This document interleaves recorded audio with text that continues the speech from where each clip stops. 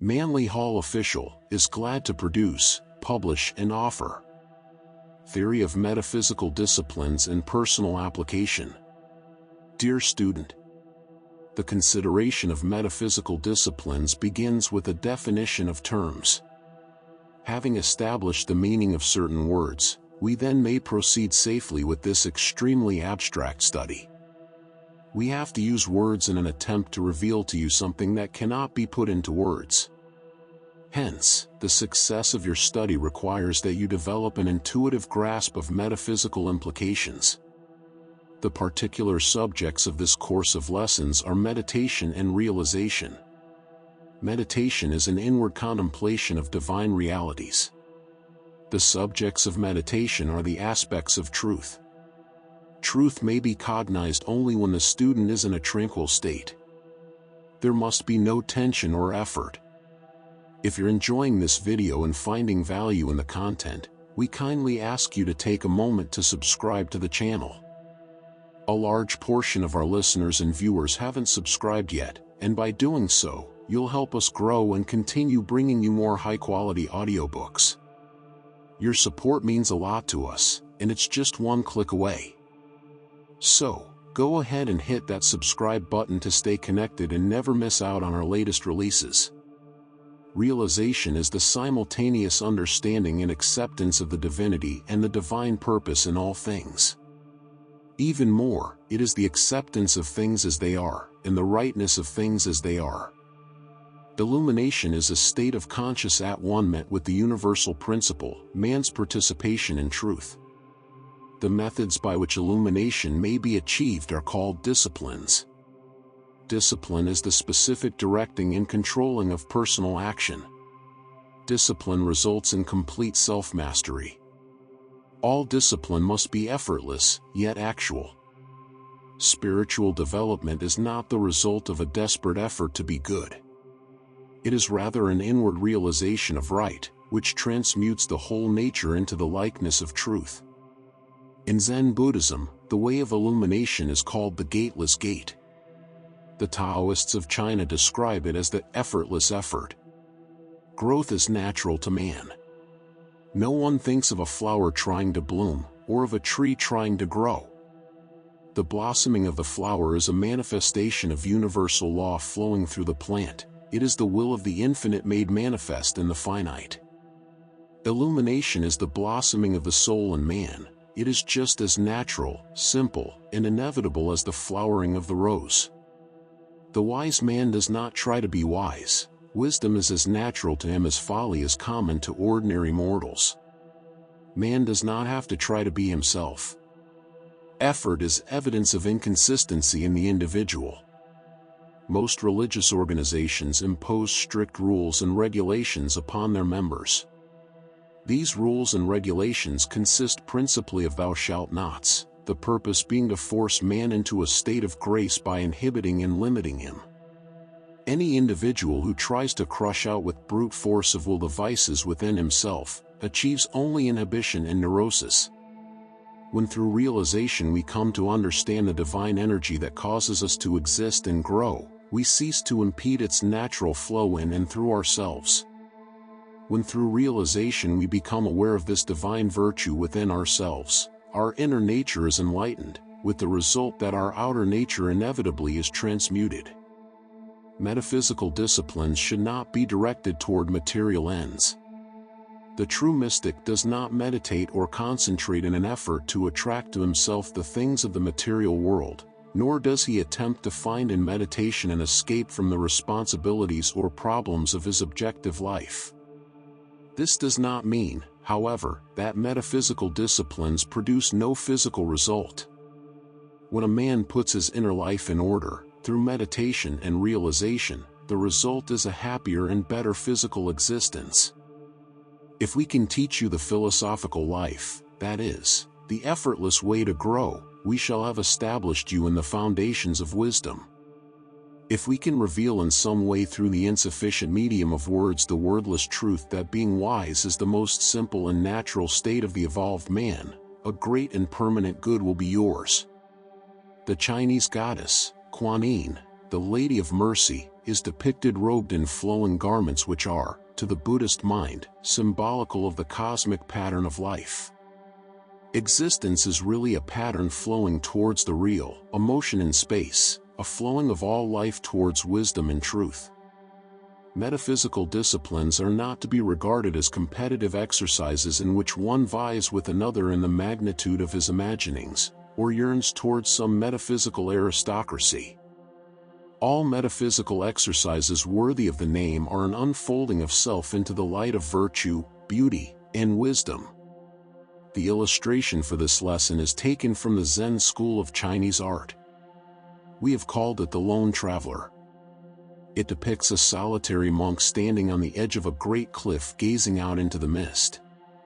Far beyond rise dimly the shadows of high mountains in strange contrast to gnarled and broken trees in the foreground.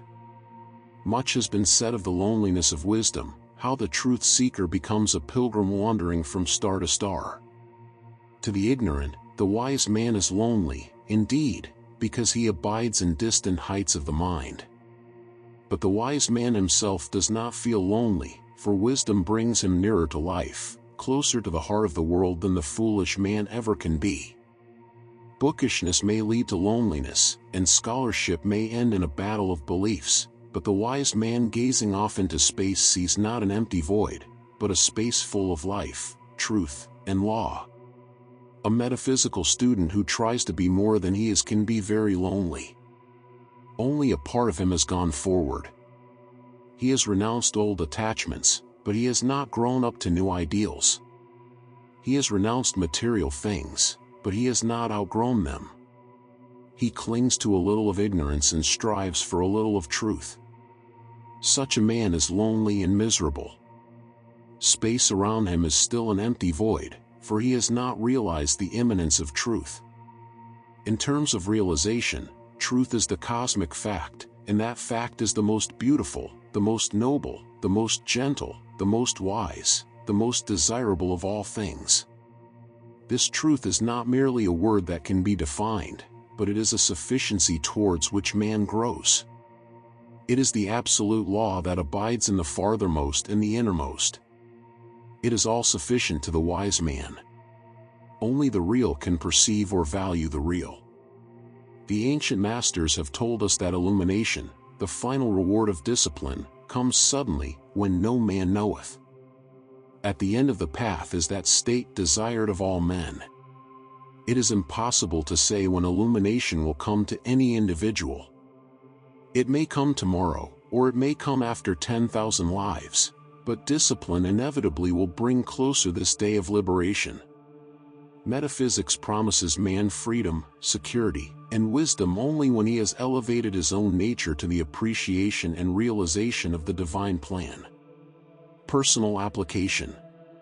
It is our desire that you develop a practical philosophy of life that will assist in the solution of your personal problems and result in a greater usefulness to yourself and others.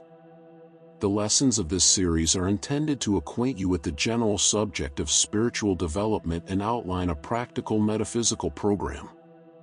A man goes to school to learn a trade because he realizes that skill is necessary to his economic survival. It is just as necessary to develop skill in the metaphysical sciences. Religion is the most exact of the sciences and is not to be mastered merely through praying and fasting.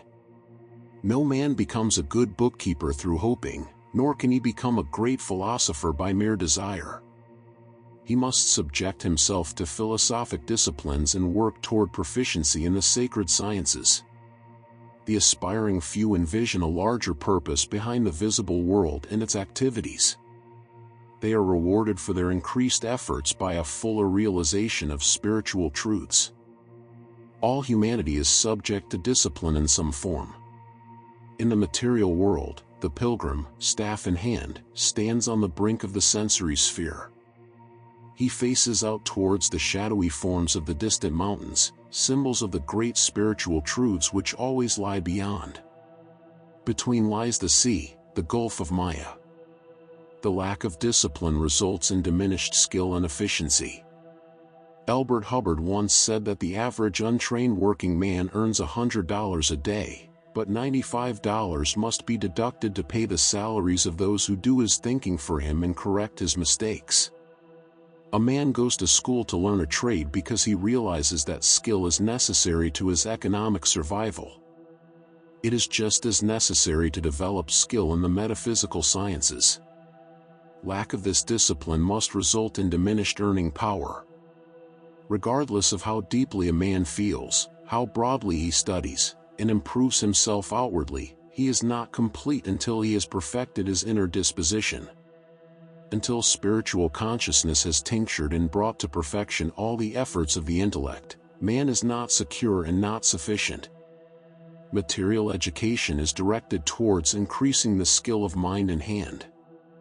Education gives man a working knowledge in the arts, crafts, and sciences. But modern education does not give the student any knowledge of his own inner self. The spirit, the soul, and the metaphysical parts of man find no place in scholasticism. The result is evident. Material knowledge does not bestow happiness. It has not resulted in honesty. It has failed to inspire integrity. Only spiritual knowledge can complete education by conferring security, moral courage, and spiritual enlightenment. The end of metaphysical education is not the memorizing of the facts in a textbook, but the expression of the convictions of the inner spiritual life through trained and developed faculties. All the great systems of metaphysical philosophy have included disciplines intended to release and perfect the higher ideals of the individual. All things being equal, the individual with the best education will gain the most through metaphysical discipline. Metaphysics is not to be regarded as a substitute for education, but these disciplines mean the most to the individual who is already informed on a large variety of subjects. But if a man thinks he can gain a technical knowledge of Latin through meditation, he will be very disappointed. Metaphysical disciplines had their origin in the oldest of religious systems. Schools of metaphysical thought have flourished in India for thousands of years. Similar schools existed also in most of the great nations of the ancient world. The difference between metaphysics and theology is principally in the matter of discipline. Julian, the apostate, the wisest and the most virtuous of the Roman emperors, declared that only the noblest and most learned men were worthy to participate in religion. Plato taught that purity and self-discipline were the first essentials of the philosophic life. After Nero murdered his mother, he was afraid to enter the temples of the mysteries, although by right he was the high priest of Rome. The old rules and disciplines which Plato, Pythagoras, and Aristotle obeyed have not been lost. For centuries they have been ignored by Western thinkers who emphasized only the objective values of life. The Buddhist monks of China, Siam, and Burma, and the Brahmin priests of India still know and live the old disciplines. Strangely enough, these disciplines are really very simple. It is the application of them that is difficult. The purpose of these secret teachings is to release into manifestation the spiritual values in man. The great initiates of the ancient world bear witness to the efficacy of the disciplines. We no longer live in the time of Plato or Aristotle. The race is confronted with a new social experience. Economics and industrialism have arisen to plague the souls of men. The old exercises must be adapted to modern life if they really are to accomplish their original purpose. Many efforts have been made to adapt metaphysical exercises to the tempo of modern thinking. For the most part, these adaptations have failed. The failure is usually due to over-optimism on the part of both teacher and pupil. Oriental teachers coming to this country usually assume that their students are already well advanced when in reality the student has accomplished practically nothing in himself. The problem has been to work out a program which cannot cause difficulty, misunderstanding, or abuse.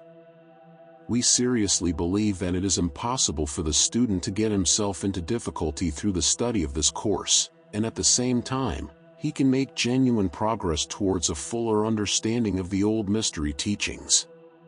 The practice of metaphysical discipline will not immunize any individual against the experiences that are necessary to him in life. Metaphysics has no power over the laws of reincarnation and karma, but it helps the student to understand and appreciate these laws as they work out in his own life. The law of cause and effect is inviolate in nature. Metaphysics will give you the courage to start right causes in motion, and patience to work out the effects of causes already set in motion.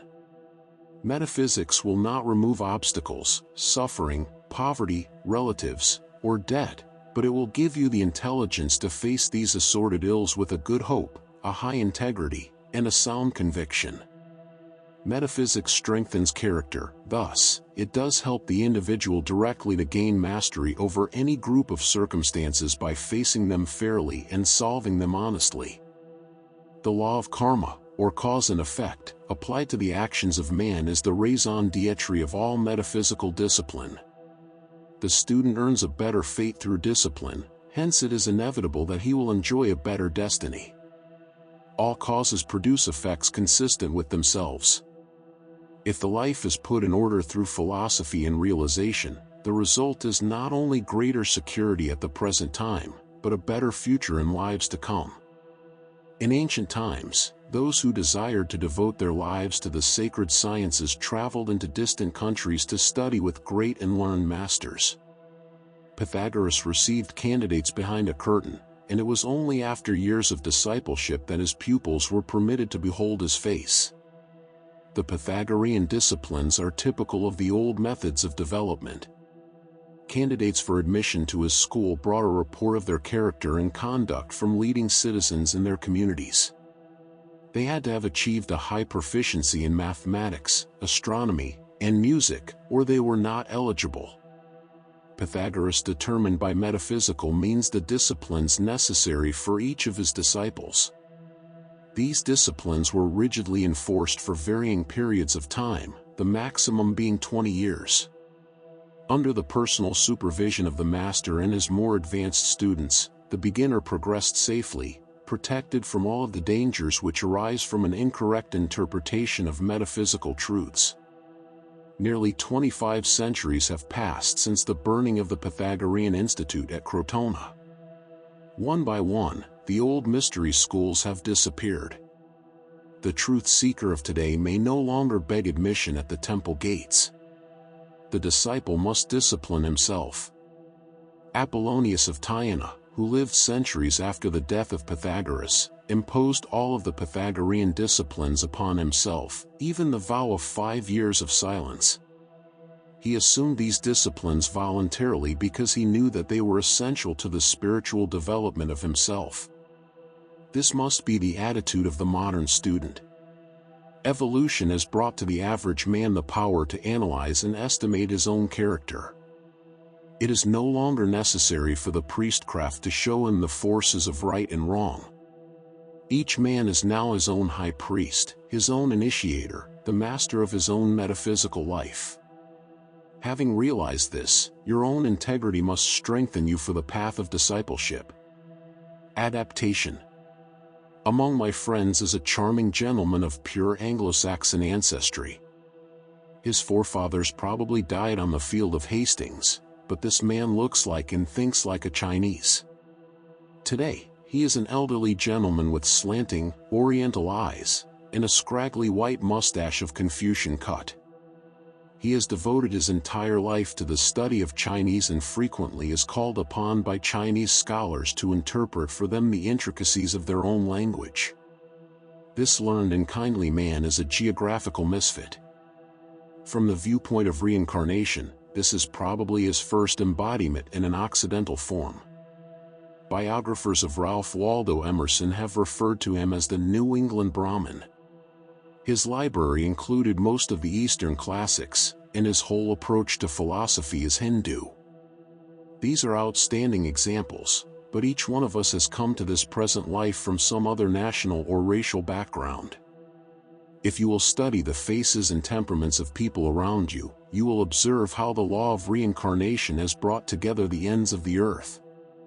Because each one of us has a different spiritual background, Because reincarnation has given each of us a different evolutionary experience, and because karma has confronted each of us with different forms of compensation, we must each study and learn and grow in a different way. Philosophy is largely a matter of interpretation, and interpretation depends upon viewpoint. If, therefore, two people of different spiritual experiences attempt to interpret a certain metaphysical idea, each will arrive at a different conclusion. This line of reasoning leads to the conclusion that each student must interpret metaphysics according to his own character and his own needs. It is truly as St. Paul said that one man's meat is another man's poison. It is because of this individuality in all men that any specific method of metaphysical development must be adapted carefully to each student. It is impossible to make such an adaptation without considerable personal study of the student himself and his reaction to different forms of knowledge.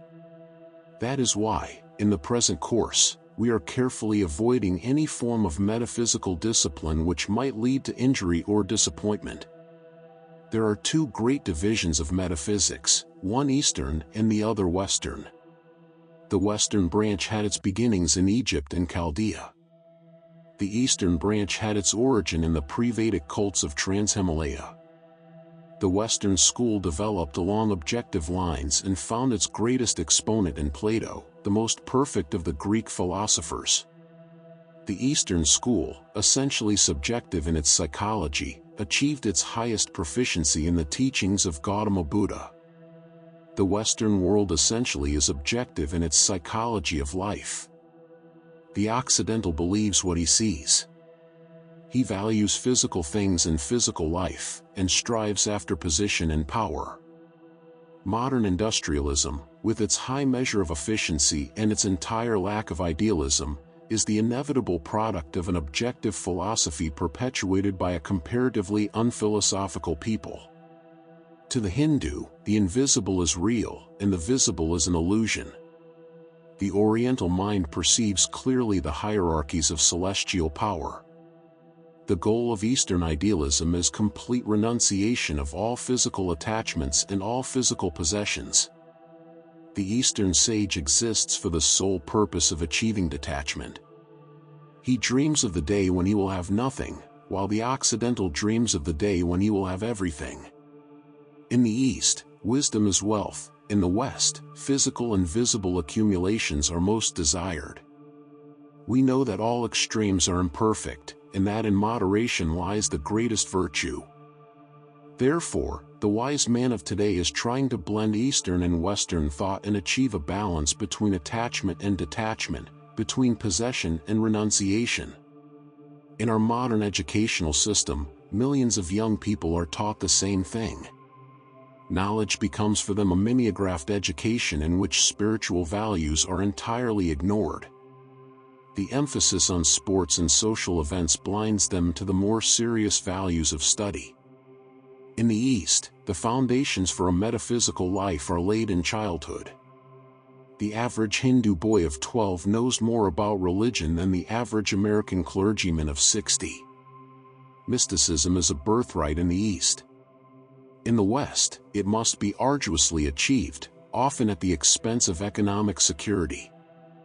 I have seen a Brahmin mendicant sitting beside the burning ghats along the Ganges, who neither could read nor write, but could recite the entire Veda from memory. The recitation was exceedingly rapid, and yet it took about 14 days, as the Veda is considerably longer than the Old Testament of the Bible. We may ask, did this holy man understand what he was reciting? For the most part, the answer is in the affirmative, for this beggar is one of 4 million Hindus who have renounced all worldly possessions, home, and security, to wander from one sacred shrine to another. This is called the religious life in the East. No one would recommend that a Western truth seeker follow such a course, but as a Hindu pundit once told me, a man who gives his all for what he believes, can give no more. We are fundamentally a materialistic people, and there are few Occidentals who are not in some measure bound by material values, attachments, and ambitions. To the Westerner, metaphysics is an avocation, a hobby, a luxury, a passing experience. we must accept the materiality of our race as part of the divine plan. Like the prodigal son, we must go down into Egypt and herd swine. In the end, we shall be richer for all the experiences that we shall have gained. We shall be wiser and nobler for our journey into the land of darkness and error. The reward for our experience is wisdom, courage, vision, and truth. We shall be truly greater than the angels. Because we are very different from Easterners, and because we are different from the ancients, we must adapt their mystical philosophies to our present condition. We must be practical idealists with a clear understanding of our own limitations. All men naturally desire to be wise, but various individuals in various races must approach the problem of wisdom according to their own understanding and their own experience. Metaphysically speaking, our materiality results in a condition of isolation. As long as we deny the reality of the superphysical worlds, so long they will remain closed to us. As long as we live by a material standard in a divine world, we isolate ourselves from those innumerable divine energies which fill all being and sustain all life. To the Easterner, God is indwelling, the very heart and substance of all things. To the Westerner, God is very distant, something which must be approached with fear and trembling, as we might enter into the presence of a great monarch, prostrating ourselves before the splendor of the divine presence. In the quest for truth, these differences must be taken into consideration, and spiritual disciplines adapted skillfully to various needs.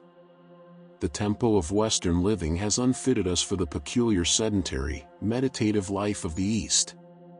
A great Indian saint once was asked to come to America and teach. He raised his hands in horror, explaining that the confusion of Western life would be fatal to his highly sensitive nervous system.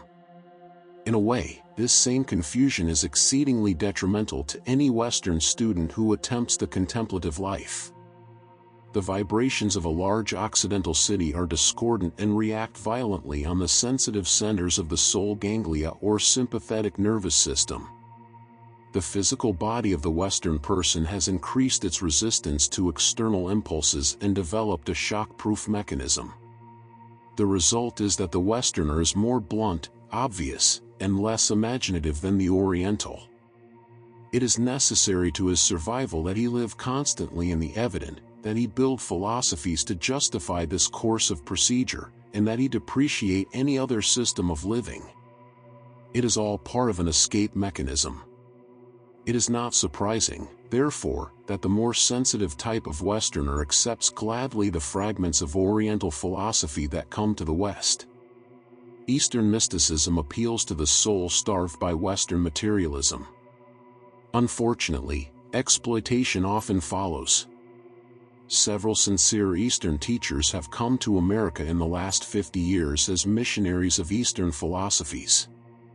They have attracted wide attention and their doctrines have found great favor. But these teachers discovered that for some inexplicable reason the most serious of their Western students suffered, sickened, and died. The difficulty was that the Oriental had overestimated the spiritual understanding of his Western pupils. He was interested in great systems of philosophy, but his pupils were interested in his personality. They believed in him and not in what he said. They brought all of their spiritual blindness to bear on the subject with tragic results. Various forms of yoga, breathing exercises, and kundalini stimulation are among the dangerous teachings which have come from the East. These teachings are perfectly reasonable and normal to the Easterner, who devotes his life to the purification of his body and the unfoldment of the spiritual perceptions, but as a plaything for Occidental people who hope that they can breathe themselves into a state of grace, such systems are entirely inappropriate. When the typical American businessman takes up yoga, he has neither the appreciation to understand it, nor the integrity to apply it. For him, it is a dangerous experiment fully as unfortunate as introducing high-pressure economics into India. When a student of metaphysics attempts to develop his superphysical faculties without proper instruction, psychism is ever present. Accounts of psychic phenomena excite the imagination of the uninformed. Ouija boards, visions, trances, table tippings, and crystal gazing possess an insidious fascination.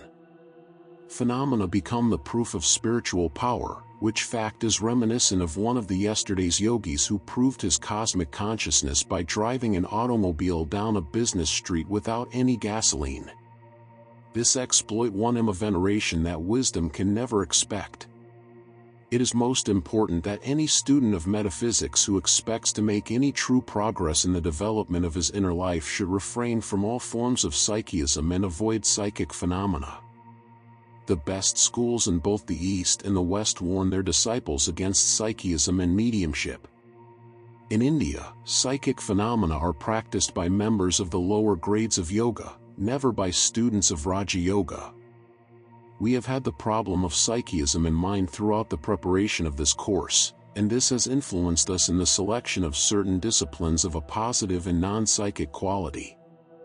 The sensitiveness to superphysical forces that the student of mysticism develops must be under the control of his personal will at all times, and must, under no condition, lead into mediumistic vagaries. Realization. The wisdom religion teaches us that while in personality we are many, in principle we are one. There is one spirit in all men. Though innumerable artificial barriers made by man divide and isolate us, we are truly of one substance and one purpose. We are more than similar, we are identical. We are manifestations of the one, and we bear witness in our own parts to the one. This kinship of life, this identity of purpose and end, makes us truly universal. As surely as all plants grow out of the same earth, so all lives come out of the one life.